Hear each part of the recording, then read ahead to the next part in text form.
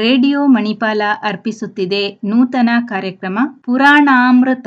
ಪೌರಾಣಿಕ ಪಾತ್ರ ಜೀವನ ಸೂತ್ರ. ಈ ಕಾರ್ಯಕ್ರಮವನ್ನು ನಡೆಸಿಕೊಡಲಿದ್ದಾರೆ ಕಾಪು ಸರಕಾರಿ ಪ್ರಥಮ ದರ್ಜೆ ಕಾಲೇಜಿನಲ್ಲಿ ಉಪನ್ಯಾಸಕರಾಗಿರುವ ಮುಂಡಾಜೆ ಕುಮಾರೇಶ್ವರ ಭಟ್.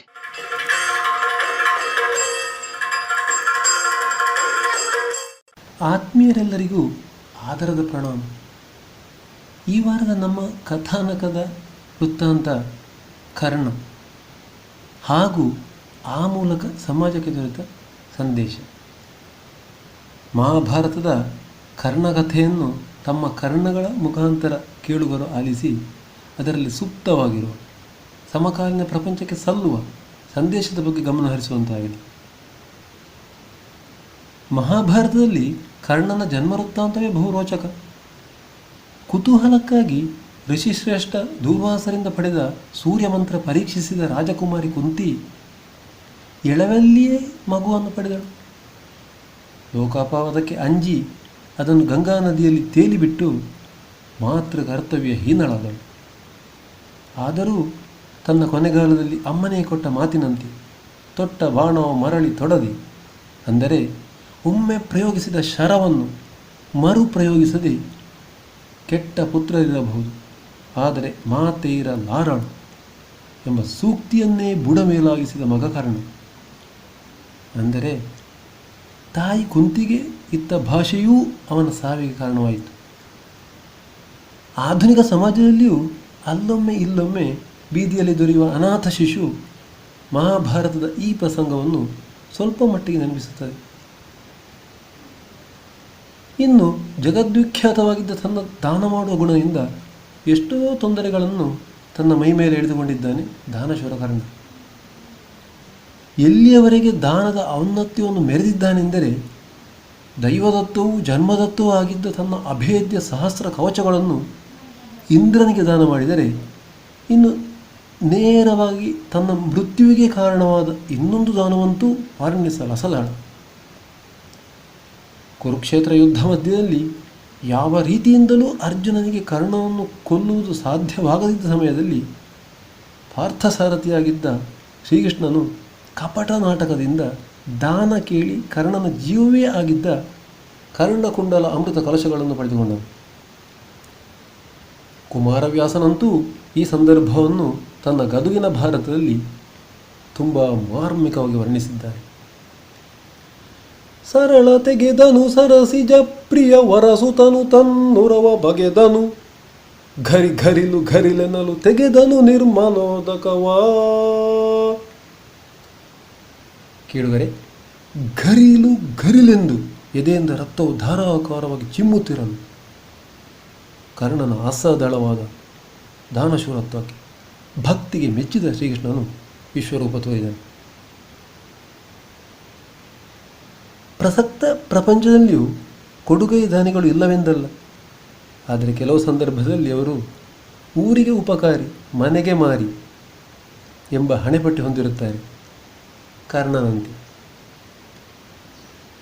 ಹಾಗೆ ಯುದ್ಧದ ಇನ್ನೊಂದು ಸಂದರ್ಭದಲ್ಲಿ ಶತ್ರುವಿನ ಶತ್ರು ಮಿತ್ರ ಎಂಬ ಯುದ್ಧದ ಕೂಟನೀತಿಗೆ ವಿರುದ್ಧವಾಗಿ ಕರ್ಣನು ನಡೆದುಕೊಂಡನು.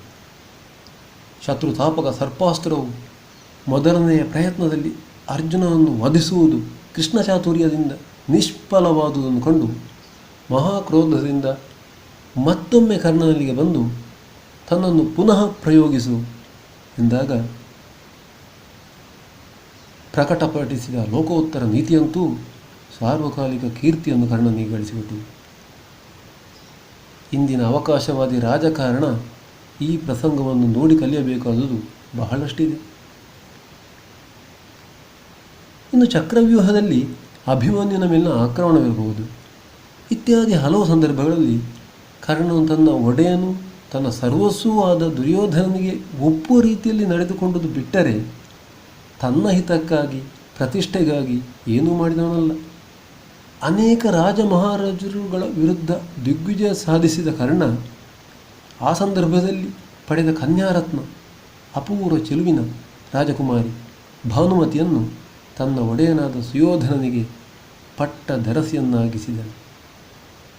ಅವಳಿಗೆ ಕರ್ಣನನ್ನು ಕೈ ಹಿಡಿಯಬೇಕೆಂದು ಇದ್ದರೂ ಅದನ್ನು ನಿರಾಕರಿಸಿದ ಜಿತೇಂದ್ರಿಯನು ಕರ್ಣ. ಈಗ ಇಂಥ ಮೌಲ್ಯಗಳು ಅತ್ಯಗತ್ಯವಾಗಿ ಸಮಾಜಕ್ಕೆ ಬೇಕಾದವುಗಳಾಗಿವೆ. ನಲ್ಮೆಯ ಶೋತೃಗರಿ, ಅಷ್ಟು ಮಾತ್ರವಲ್ಲದೆ ಕೌರವ ಪಾಂಡವರು ನಿನ್ನ ತಮ್ಮಂದಿರು. ನೀನು ಮನ ಮಾಡಿದರೆ ಇಡೀ ಕುರು ವಂಶಕ್ಕೆ ಸಾಮ್ರಾಟನಾಗಿ ಮೆರೆಯುವೆ ಎಂದು ಕೃಷ್ಣನು ಸಂಧಾನ ಸಂದರ್ಭದಲ್ಲಿ ನುಡಿದಾಗ ಕರ್ಣನು ವಿನೀತನಾಗಿ ಕರ ಜೋಡಿಸಿ ಮರುಳೆ ಮಾಧವ ಎಂದು ಉದ್ಘರಿಸುತ್ತಾ ಅಧಿಕಾರದ ಹಂಬಲ ಒಂದಿನಿತು ತನಗಿಲ್ಲವೆಂದು ದುರ್ಯೋಧನನಿಗೆ ಪಟ್ಟವು ದೊರೆಯುವಂತೆ ಮಾಡುವುದು ತನ್ನ ಏಕಮಾತ್ರ ಧ್ಯೇಯವೆಂದು ಸಾರಿದನು. ತಾನು ದುರ್ಯೋಧನನಿಗೂ ಅಣ್ಣನೆಂದು ಕೊನೆಗೆ ತಿಳಿದರೂ ಅದನ್ನು ಅವನಿಗೆ ಹೇಳಿದರೆ ಸರಿಯಲ್ಲವೆಂದು ಅಂತ್ಯದವರೆಗೂ ದುರ್ಯೋಧನನ ಮಿತ್ರನಾಗಿ ಉಳಿದವನು ಮಹಾರಥಿ ಕರ್ಣ. ಜಾತಿ ವ್ಯವಸ್ಥೆಯ ವಿರುದ್ಧದ ಸಮಾನತೆಯ ಪರವಾದ ಒಂದು ನಿರಂತರ ಹೋರಾಟದ ವ್ಯಕ್ತಿತ್ವವಾಗಿಯೂ ನಮಗೆ ಕರ್ಣ ಮಹಾಭಾರತದಲ್ಲಿ ಕಂಡುಬರುವನು. ಕರ್ಣನ ಗುಣಶೀಲಗಳಿಗೆ ಮನಸೋತ ಆದಿಕವಿ ಪಂಪನಂತೂ ತನ್ನ ಪಂಪಭಾರತದಲ್ಲಿ ಕರ್ಣ ರಸಾಯನ ಮಲ್ತೆ ಭಾರತಂ ಎಂದು ಕೊಂಡಾಡಿದ್ದಾನೆ.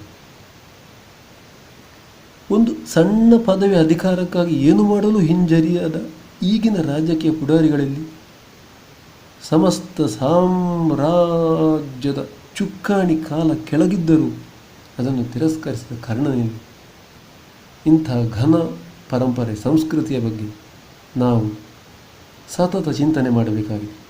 ಅದರ ತಿರುಳನ್ನು ಮನಗಾಣಬೇಕಾಗಿದೆ.